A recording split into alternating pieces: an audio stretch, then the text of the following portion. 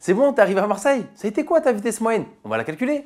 Donc l'enjeu de la vidéo est de calculer une vitesse moyenne sur un trajet avec plusieurs étapes et donc plusieurs vitesses. Donc regarde, tu pars de Paris pour arriver à Marseille. Tu fais les 500 premiers kilomètres à une vitesse de 120 km/h. Ensuite, pause, sandwich, tu te détends et tu reprends la route. Bon, j'espère qu'avant, tu as fait des pauses, sinon tu es en infraction avec les conseils de la sécurité routière. Bref, après, tu reprends la route, tu fais 220 km à une vitesse moyenne donc de 110 km/h.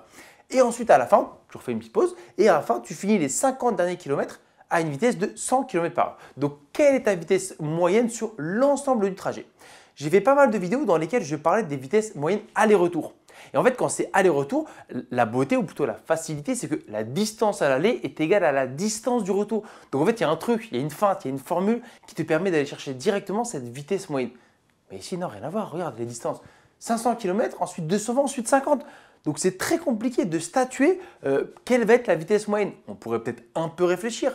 Parce qu'en fait, plus tu passes du temps à une certaine vitesse, plus cette vitesse va attirer la moyenne à elle. C'est un peu ça l'objet de la réflexion. Et si tu en veux plus, va sur cette vidéo où je prenais mon temps pour t'expliquer en fait comment calculer des vitesses moyennes. Ici, on va appliquer une formule, tu vas bas les masques.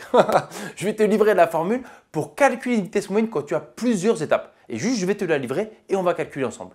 En fait, cette formule, c'est une moyenne harmonique et ça fait partie des formules où il vaut mieux en fait la faire avec un exemple plutôt que je te donne la formule parce qu'elle va encore plus t'embrouiller.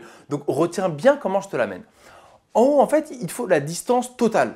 Donc, on peut additionner. En tout, ça fait combien? Il n'y a même pas de retenue. 770. Oui, je me suis renseigné. C'est à peu près la distance Paris-Marseille, d'accord? Donc, voilà. Au numérateur, tu mets juste la distance totale, enfin le total, 770. Et en bas, regarde bien. Donc, la première étape, en fait, on va mettre les 3 étapes. La première étape, il faut se raconter l'histoire. En fait, tu roules en fait 500 km à la vitesse de 120 km/h. Plus deuxième étape, tu fais 220 km à la vitesse de 110 km/h. Et enfin, troisième étape, 50 km à la vitesse de 100 km/h. Tu vois, en fait, dit comme ça, bon voilà, on l'entend quoi. Donc en haut, distance totale et en bas, pour ceux qui ont un peu vu d'autres vidéos ou qui voient, en fait, c'est le temps mis pour chacune des étapes. Mais tu vois, dit comme ça, je trouve qu'elle sort plutôt naturellement. Et je t'avoue que je me suis un peu pris la tête pour trouver des valeurs pour que le calcul ne soit pas horrible. D'accord? Donc on y va, regarde. En haut, on a 770. Première fraction, 500 sur 120. On peut barrer les zéros. Donc ça fait 50 sur 12. Voilà, comme ça, on ne va pas trop vite pour simplifier.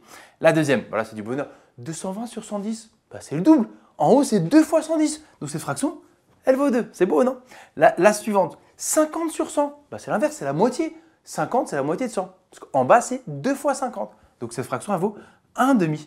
Ah ça va, les fractions qui étaient quand même assez hardcore, finalement, elles sont bien simplifiées. Et celle-là, on va le faire directement. Parce que 50 sur 12, ce sont 2 nombres pairs. Donc on peut simplifier par 2. Qu'est-ce que ça devient? Je vais le faire directement, on simplifie par 2. On avait 50 sur 12, donc ça devient 25 sur 6. Okay. Et on va faire les calculs. Donc on va mettre ces 3 fractions sur un même dénominateur. 2, à l'heure où on parle, il est sur 1. Donc 6 et 2, on va les mettre sur 6. Donc lui, on va le faire x6 en haut et en bas. Et celle-ci, on va le faire x3 en haut et en bas. Donc la première, on n'y touche pas, enfin ça reste 25, plus, regarde, je vais le faire comme ça, je mets directement tout le monde sur 6. Donc lui, il est devenu 12 et lui, il est devenu 3. Ok? Donc finalement, que devient la fraction? Donc 770, il n'a pas bougé. Et en bas, c'est sympa, ça fait 40, comme si je ne savais pas. Tu vois. 40 sur 6. T'apprécies mon jeu d'acteur? 40 sur 6.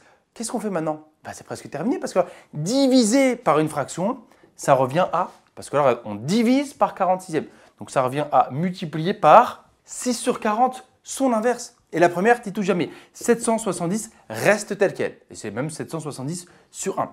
Comment on finit le travail? Bon, j'ai plus beaucoup de place, je vais remonter un peu. Mais en fait, on aurait pu simplifier depuis tout à l'heure. 6 sur 40, on peut simplifier par 2.